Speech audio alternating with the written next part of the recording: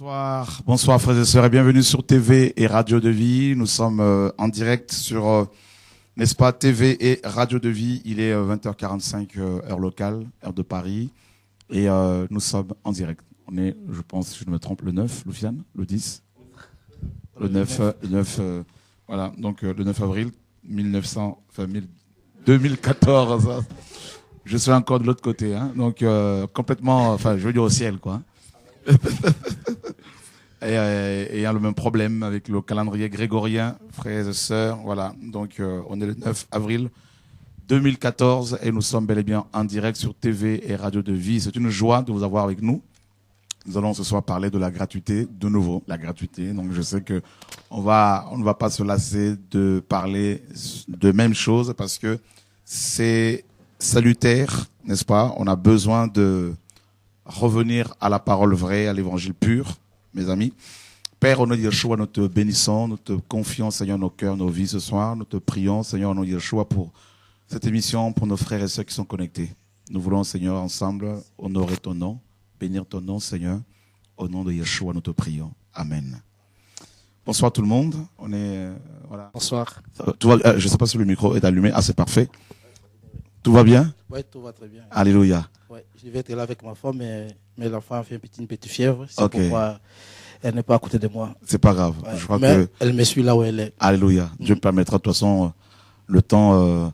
On aura le temps. Alléluia. Amen. Donc on va encore bien revenir sur toi parce que tu as eu dans le passé en Afrique à implanter pas mal d'assemblées et tout ça. Donc on va revenir un peu là-dessus. D'accord. Alléluia. Alors la gratuité. Pourquoi toi qui es évangéliste, si je me trompe, voilà, donc planteur d'assemblées, tu connais beaucoup de pasteurs. Voilà, pourquoi beaucoup de pasteurs refusent-ils la gratuité dans les églises, à ton avis? Est-ce que tu t'es déjà posé cette question? Ouais, je me suis déjà posé à plusieurs reprises cette question. D'accord. Donc Parce la caméra que- est juste là. Parce que par rapport à la parole de Dieu, moi-même d'abord, je dis merci à Dieu parce que je connaissais ce message, mais je n'avais pas le temps de les transmettre en fait. C'est-à-dire, j'ai gardé ça pour moi-même. Il y a des fois, quand je lisais la parole, je dis, mais ce que nous faisons, ce n'est pas vraiment par rapport à ce que la parole nous demande. Les histoires de Dieu, les histoires Le dîme, tout ça. des dîmes, des offrandes du prophète. Or, la Bible dit, vous avez reçu gratuitement, donnez aussi gratuitement. Mais ce qui se passe aujourd'hui dans les assemblées, un prédicateur prêche et il a les droits d'un panier. C'est-à-dire, on doit mettre les offrandes, on doit mettre l'argent pour ces prédicateurs-là qui a prêché. C'est en quelque sorte comme si on vend l'évangile. Pas en quelque sorte, mais aujourd'hui, on vend l'évangile. Or, la Bible dit que c'est Jacques qui dit ça. Il dit que la bonne religion consistait à assister les pauvres et les orphelins. Ça, c'est Jacques. Ouais, C'est Jacques, oui. La bonne religion consiste à aider, à venir en aide les pauvres et les orphelins. Alors, comment on peut imaginer quelqu'un qui n'a pas l'argent, il vient à l'église pour chercher à aller au ciel, il est démuni, mais vous l'exigez de faire l'offrande pour le pasteur, de faire l'offrande du prophète, de payer la dîme. Dans la Bible, dans le Nouveau Testament ou la Nouvelle Alliance, on n'a jamais vu Paul prêcher sur la dîme. Je n'ai jamais vu Pierre prêcher sur la dîme. Il n'y a aucun épître qui parle sur la dîme. Donc, moi aussi, je suis prédicateur. J'ai planté pas mal des assemblées depuis l'Afrique. Je lisais, mais je ne le mettais pas en pratique. Tu avais la vérité, mais J'avais la vérité. mais tu refusais de l'appliquer. Oui, j'ai refusé de l'appliquer. Et pourquoi? Tu serais mort dans cet état-là, tu serais en enfer. Normalement, oui. C'est-à-dire, nous étions dans un système, vous voyez, nous étions liés dans un système qu'on ne pouvait pas prêcher de telles histoires. Et quand tu prêches ça, ça dure, tu es vraiment hors cadre, en fait. On te met de côté. Oui, on te met de côté. Alors, comme on était encore sous l'air parapluie là, donc on cherchait un peu de cacher la vérité. Mais aujourd'hui, j'ai compris, j'ai dit que Tu es délivré. je suis délivré, que Dieu me pardonne pour tous les dîmes que j'ai bouffés. Alléluia. On peut acclamer le Seigneur. Toutes les offrandes du prophète. Toutes les offrandes du prophète que j'ai pas mal utilisées. Que Dieu me pardonne. Il faut que ce message arrive dans le monde entier afin que le peuple de Dieu soit délivré. Amen. Ouais. Tu as travaillé avec quel pasteur en Afrique? En Afrique, j'ai travaillé avec pas mal de pasteurs dont je peux garder l'identité. D'accord. Là, vous m'excuserez, je peux garder l'identité de plusieurs pasteurs que vous connaissez. J'ai pas mal travaillé avec eux. Mais il y a pas si on est de la lumière, Ouais. mais logiquement, on doit tout dire parce que des frères et sœurs qui sont connectés ce soir, ils beaucoup sont sortis des assemblées où ils ont été dépouillés et ils nous disent, frères, nous ne voulons plus qu'on nous cache les choses. Donc, on va pas dire du mal des hommes ici, bien sûr, mais quand on travaille avec des gens, on a travaillé avec des gens, bon, on peut le partager. Moi, par exemple, je sais que dans le passé, j'ai eu à collaborer avec beaucoup de pasteurs, des gens comme Dominique Ngoï. On a eu à échanger, à prêcher sur le même plateau, le même podium, tout ça là, et comme Charles Lessy à l'époque, tout ça, le grand frère de la famille Lessy à l'époque. Hein. Donc maintenant, aujourd'hui, c'est pas voilà, on témoigne qu'on a eu à connaître tel ministère. Maintenant, bon, nos chemins se sont séparés parce que nous avons choisi la vérité. Ouais, en Afrique, comme à Kinshasa, j'ai commencé à travailler avec l'apôtre Tamboulo Koki. Que beaucoup connaissent en Afrique. Que beaucoup connaissent en Afrique, et même si en Europe, il m'a reconnu. J'ai travaillé avec l'apôtre Tamboulo Koki, et puis plus tard, j'ai travaillé avec l'apôtre Maluta, avec qui on a eu beaucoup de temps. Il y a eu un moment, je faisais l'œuvre missionnaire, surtout dans des provinces, parce que j'ai cette grâce-là de bâtir des assemblées. Il y a eu un moment, je faisais l'œuvre missionnaire, donc j'ai travaillé toute seule, mais je ne prêchais pas cet évangile de la gratuité. D'accord. Donc je ne prêchais pas parce que... Est-ce que tu connais beaucoup de pasteurs en Afrique qui prêchent ce message sur la gratuité? Non. Je ne connais pas beaucoup de pasteurs en Afrique. Je ne connais aucun pasteur en Afrique qui prêche ce message sur la gratuité. Parce que je viens de l'Afrique. Il y a eu, dans une assemblée, quelqu'un qui m'avait reçu, c'était un pasteur. Il m'a mis dans son bureau avant de prêcher. Il m'avait demandé de prêcher chez lui. Après, il m'appelait dans un bureau. Dans son bureau, il a une grande assemblée à Bandal. Alors, on parlait avec lui pendant que s'est passé la préparation du culte. Il m'a dit, tu sais, mon frère, comme toi, tu viens de l'Europe. Vous savez que vous, les gens de l'Europe, vous êtes un peu influents. Tu as un peu d'argent, tu es véhiculé, vous, les gens de l'Europe, vous êtes un peu influents. Alors, moi, je t'invite ici parce que je sais qu'aujourd'hui, moi, je vais manger derrière ton dos.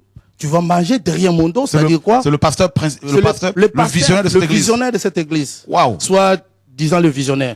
Parce que le visionnaire de l'église, c'est Yoshua Mashiach. C'est Jésus-Christ, ouais, tout à l'heure. Là, t'es dans le message, ouais. Le visionnaire de l'église, c'est Yoshua Mashiach. On peut vraiment bénir le Seigneur, frère. Il y a que lui qui est mort pour l'église. Amen. Il y a que lui qui est mort pour l'église. Il y a que lui qui a bâti l'église. Alors, juste 2 secondes, parce que je sens qu'il y a des choses magnifiques qui arrivent. Ce pasteur à Kinshasa, qui a une grande assemblée à Bandal. Oui, à Bandal. Je sais à peu près qui c'est. Et donc, Bandal, c'est une ville, hein, donc une commune de Kinshasa. Donc, pendant que les frères se priaient dans son assemblée, il t'invite dans son bureau. Dans son bureau. Et il te dit qu'aujourd'hui, je vais manger. Je vais manger derrière toi. Derrière toi, Oui, hein. Donc, parce que tu viens de l'Europe, tu as l'influence. Quand tu dis quelque chose, si tout le monde va obéir. Moi, je dis, mais comment ça se passe? Tu veux manger derrière toi? Il a dit, dans mon assemblée ici, il y a pas mal des hommes de Dieu qui ont passé. Et moi, je suis fidèle. Moi, je fais 50-50. C'est-à-dire, wow. Oui, moi, je fais 50-50. C'est-à-dire, tu prêches. Après avoir prêché, tu fais l'appel de fonds. Donc, tu dois prêcher un message qui est focalisé sur l'argent, sur la bénédiction. Que les gens, s'ils donnent, ils doivent être bénis. Après, tu vas faire l'appel de fonds. Tu vas dire que qui veut te donner 300, 100 pour qu'il soit béni. Waouh. Alors, cet argent-là, on va récolter ça. Il faut exiger, il faut insister. Parce que les gens sont têtus. Ils ont de l'argent. Ils cachent ça. Ils ont têtus. Alors, il faut insister. Cet argent-là, moi, j'ai toujours été fidèle. On vient ici au bureau. On fait 50-50. Toi, tu prends 50%. Moi, je prends 50%. C'est-à-dire, je veux prêcher pour avoir l'argent. Waouh. Moi, je dis, est-ce que Dieu, il est capable, Dieu que je sais, il est capable de me donner l'argent? Est-ce que tu l'as fait aussi? Non, je ne l'ai pas fait. Amen. Moi, je lui ai dit, si c'est pour l'argent, moi, je suis pas vraiment chaud de prêcher pour avoir l'argent. Moi, je sais que si j'ai besoin d'argent, je travaille, je prie Dieu et Dieu pourvoit mes besoins. Mais quand tu as prêché pour avoir l'argent, en plus tu me dis qu'on fait 50-50, alors où est la part de Dieu là-dedans? Là, on fait pas la part de Dieu, on fait pas la mission de Dieu. Là, on fait notre mission à nous. Alors, frères et sœurs, je vous dis que il y a beaucoup des hommes de Dieu aujourd'hui. Je vous parle étant qu'un homme de Dieu. Oui, il y a beaucoup de sceptés de Dieu aujourd'hui. Il y a beaucoup de sceptés de Dieu aujourd'hui, soi-disant prophètes, apôtres, tout le monde là. Ils viennent dans les assemblées, non pour vous prêcher la vérité, mais pour vous dépouiller. C'est-à-dire, avant qu'ils viennent chez toi, il fait déjà leur programme. Moi, je vous dis parce que je suis un homme de Dieu, je suis sorti de là. Alors, je dois dénoncer tout ce qui n'est pas bon par rapport à la parole de Dieu. Alléluia. Qu'est-ce qu'il fait? Ils disent que non, moi, je veux faire une émission, je vais acheter, j'ai besoin d'acheter une voiture, et la voiture la coûte peut-être 5 000, 6 000 euros. Alors, je veux faire des missions, je veux organiser des missions. Il va commencer à appeler tous les pasteurs qu'ils connaissent. Même les pasteurs qu'il ne connaît pas. Il les appelle pour prendre un calendrier pour la prédication. Il sait que si je prêche dans telle église, j'aurai peut-être 500. Ils vont me donner peut-être 500. Et si je vais prêcher dans telle église, ils vont me donner peut-être 700. Jusqu'à 5 ou 6 assemblées, j'aurai l'argent pour acheter ma voiture ou pour faire nourrir ma famille. Ce n'est pas ça l'évangile. Dieu ne nous a pas appelés pour ça. Dieu lui-même, il est le pourvoyeur de notre vie et de notre ministère. Moi, avec ma femme, que j'aime bien, depuis longtemps, nous contribuons pour l'œuvre de Dieu. Moi, prophète, moi, je vois que ça, c'est le temps de Dieu pour moi. Amen. Parce que j'avais la vérité, j'avais peur de prêcher ça, j'avais peur d'annoncer ça. J'ai essayé un peu de vivre ça, mais c'était pas la totalité. Mais à travers vous, gloire à Dieu, à travers votre message, vous m'avez donné encore un pouce pour arriver à prêcher ce qui est vrai, et ce qui est la vérité. Voilà un pasteur qui est délivré. Ok. Je sais que ma femme, là où elle est, elle me suit, que le Seigneur vous bénisse. Parce qu'elle a beaucoup prié pour ça. Hein? Elle a beaucoup prié pour ça. Que le Seigneur vous bénisse parce que vous avez fait un grand travail pour que je sois ce que je suis aujourd'hui. Et donc, les gens pensent que nous sommes contre les pasteurs. Non. La preuve est là, devant vous. Voilà un pasteur qu'on n'a pas formé, qui a planté combien d'églises déjà? J'en ai déjà planté une dizaine. Il y a déjà 12 que j'ai déjà planté. Il a implanté 12 assemblées et il a marché avec les grands apôtres de cette génération, selon les hommes. Et prêché dans les églises de combien de personnes parfois à Bandal, cette église? À Bandal, j'ai plus de 500 personnes. Il a une grande église. Plus de 500 personnes. Ah oui, il a une très grande église. Et j'avais refusé, j'avais dit que non. C'est un pasteur qui vient parfois en Europe ici. Non, il n'a jamais venu en Europe parce qu'il me demandait s'il y a moyen, je peux l'aider pour venir en Europe. D'accord. Voilà, un commerçant, il peut rester là-bas au Congo. Ouais. Donc, voilà. Donc, un pasteur qui est délivré, frères et sœurs, et qui a compris que la dîme, c'est la loi, qu'il faut la gratuité, qu'il faut prêcher la sanctification, le retour de Jésus, et laisser Dieu, n'est-ce pas, diriger son peuple. Allô, bonsoir. Oui, allô, bonsoir. Oui. Excusez-moi, je vais appeler pour vous poser une question. Oui, d'accord. Au fait, j'ai eu un pasteur au téléphone avec qui on a parlé de vous. Et le pasteur m'a mentionné que Dieu, c'est pas un Dieu de contradiction et que vous êtes en train de parler des pasteurs, de mal parler des pasteurs, de dire qu'ils sont en train de manger la dîme, alors que la dîme, déjà, de un, elle est biblique. Et on se demandait comment vous faites pour financer l'œuvre de Dieu. Donc, vous avez parlé de moi avec un pasteur. Voilà. Et Parce qu'en fait, je suis souvent votre émission sur Télé de Vie. Et du coup, on a parlé de vous. Et en parlant de vous, il me dit, vous me parlez de Chora, pourquoi? Parce que de toute façon, il a prêché au Gabon. Et au Gabon, il avait été parti au Gabon. Parce qu'il y avait trop de contradictions. Et en France aussi, il fait la même chose. Et beaucoup de gens quittent leur église à cause de lui. Et pour lui poser la question, le monsieur que tu suis sur Télé de Vie, là, comment il fait pour financer l'œuvre de Dieu? Et pour lui, on lui a dit que vous êtes financé par les Américains. Ah, ce pasteur a dit que je suis financé par les Américains. Voilà. Eh ben, ça c'est ce que beaucoup de pasteurs disent malheureusement parce que comme ils ont remplacé Dieu par maman, ils ont remplacé Dieu par les Américains. Donc pour eux, selon eux, il est impossible aujourd'hui de vivre par la foi. Donc, je ne suis pas du tout financé par les Américains. et par aucune organisation ecclésiastique ou gouvernementale. C'est le Seigneur, Dieu d'Israël, le Dieu de la Bible, Yeshua, HaMashiach, Jésus-Christ de Nazareth, n'est-ce pas? Notre Seigneur est Dieu. C'est lui seul qui soutient l'œuvre qu'il nous a confiée.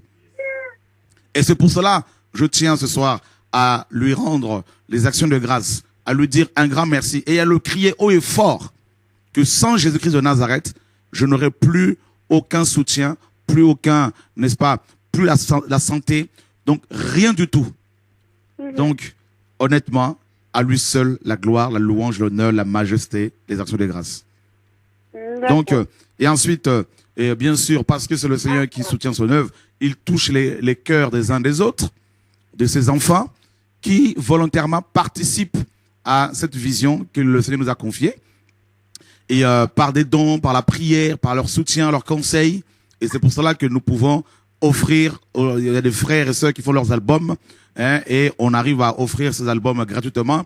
Et demain, le livre L'Église de la Odyssée sort. Demain soir, il y a une émission, n'est-ce pas? Et on va vous envoyer quelques livres, comme on l'a fait par rapport au CD. Et aujourd'hui, l'épicerie qu'on a mis en place qui nourrit près de 150 personnes et 150 familles, donc plus de 300 personnes. Et ensuite, des orphelinats au Congo, il y a 50 enfants. Et au Bénin, il y a 50 enfants au moins. En Haïti, il y a 120 enfants. Et en Russie, il y a 120 enfants russes. Et Dieu seul soutient l'œuvre qu'il nous a confiée. Et effectivement, à lui seul la gloire. Donc ma sœur, ce pasteur t'a menti. Donc beaucoup pensent que ce sont les Américains et pas personne. Et d'autres encore pensent que je suis milliardaire. Et voilà pourquoi je refuse la dîme. La dîme, c'était la loi. Donc voilà, on a pu la payer. Donc tu peux lui dire vraiment, il aurait fallu qu'il appelle lui-même. D'accord. Est-ce que je peux ajouter quelque chose? Tu peux. Ma soeur, je voulais juste ajouter quelque chose sur ce que venait de dire notre frère Chora. Aujourd'hui, les gens, ils prêchent que Dieu est miracle, Dieu peut guérir, Dieu peut délivrer. Si c'est Dieu-là, il peut guérir, il peut délivrer. Est-ce qu'il est incapable de pouvoir pour son ministère, pour son travail, pour son œuvre? Dieu lui-même, il est le partenaire numéro 1 de son œuvre. C'est le Dieu lui-même qui est... Mais pourquoi on l'appelle Jéhovah Jireh? Il est le pourvoyeur. Aujourd'hui, les gens se sont basés sur... il est le président des partenaires. Est-ce que dans l'église, il y a des présidents des partenaires? Est-ce que toi, tu peux présider Dieu dans l'église? Mais non. Il est... La Bible dit, les désirs de la femme se porteront vers son mari. Lui, il est le mari de l'église. Il est le mari de l'église. C'est-à-dire, tout ce qui est le besoin de l'église, Jésus-Christ, Yoshua Mashiach Shaddai, il est là pour pouvoir. Alors, nous ne limitons pas Dieu. Nous croyons que seulement que Dieu, il peut faire ceci, seulement guérir. Pour l'argent, Dieu ne peut pas. Non, non. Les Américains, ce sont des créatures faillibles. Il peut tomber d'un moment à l'autre. Il peut mourir. Mais Dieu ne meurt jamais. C'est ça ce que je voulais juste que tu puisses dire à ce pasteur. Oui, Denis. Je vous remercie. J'ai une seconde question à poser. Parce qu'il y a un truc que je ne comprends pas sur la dîme. La dîme, normalement, elle est biblique. Elle est biblique. En fait, pour moi, la dîme est biblique. Mais quand vous parlez de loi, je ne comprends pas, en fait. La dîme, elle est biblique, mais elle n'est pas néo-testamentaire. C'est-à-dire, tout comme la circoncision est biblique, n'est-ce pas? Oui. Mais elle n'est pas néo-testamentaire, c'est-à-dire elle n'est plus valable depuis la mort de Yeshua à la croix. À l'époque de la loi de Moïse, les femmes qui avaient leur menstru n'avaient pas le droit d'aller au temple. Les étrangers n'avaient pas le droit de citer en Israël. Et les personnes non circoncises, donc les hommes qui n'étaient pas circoncis, ne pouvaient pas accéder au temple. Tout ça, c'est biblique. Mais ce n'est pas néo-testamentaire. Christ a tout accompli. D'accord. Donc, si vous payez la dîme parce qu'on vous dit que c'est dans la Bible, dans ce cas-là, il faudrait remettre à l'ordre du jour, remettre, n'est-ce pas, à jour et remettre en place la loi de Moïse, c'est-à-dire que les femmes qui ont leur menstru n'aient plus accès à l'assemblée de saints, que les étrangers, et qu'on retourne tous qu'on aille tous en Israël dans le temple pour prier le Seigneur. Donc là, ben, on aurait beaucoup de mal. Hein.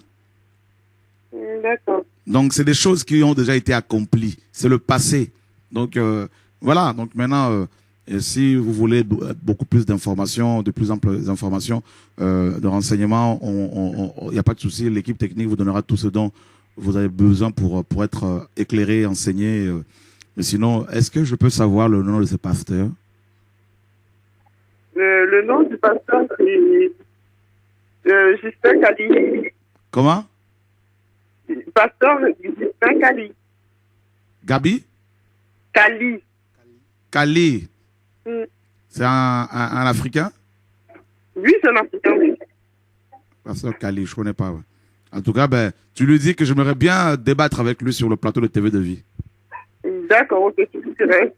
Je vous remercie beaucoup. Que Dieu soit béni. Bon courage. Débattre, merci. Pas de démontrer la connaissance, mais qu'il vienne nous dire un peu où donner ses arguments et puis où est-ce que, quand est-ce qu'il a vu les Américains venir nous soutenir ici.